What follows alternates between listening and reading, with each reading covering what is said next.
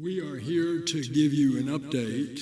NASA Administrator Bill Nelson began his early December update on the U.S. Space Agency's efforts to return astronauts to the moon by emphasizing the complexity of the Artemis mission. It's the most daring, technologically challenging, collaborative, international endeavor that humanity has ever set out to do.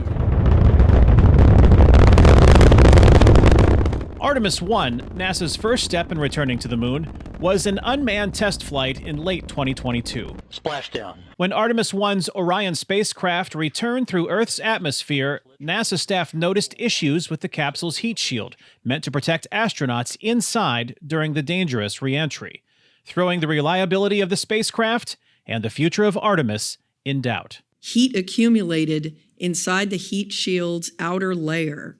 NASA Deputy Administrator and former astronaut Pam Melroy says NASA's subsequent study of the problem found a fix, ensuring the Orion spacecraft will fly future missions. Our team did identify the correct root cause of the Artemis heat shield issue. The first crewed moon mission, Artemis 2, was initially scheduled for late 2025 and would orbit but not land on the surface of the moon. Fixing heat shield issues and the re-entry trajectory of the Orion spacecraft is now forcing NASA to push Artemis 2's launch date to April 2026. Artemis 3, which plans to land astronauts near the lunar South Pole, is now scheduled for mid-2027.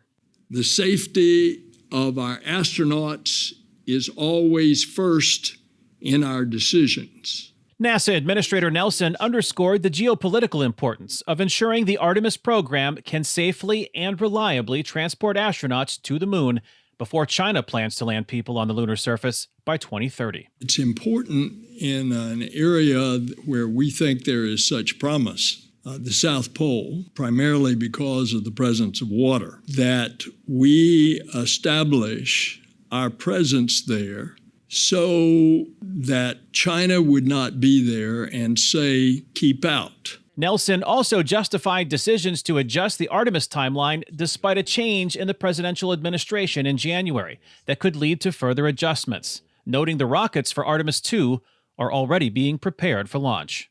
The life of the solid rocket boosters has a certain defined life. So we needed to get this thing going so we can stay on this timeline.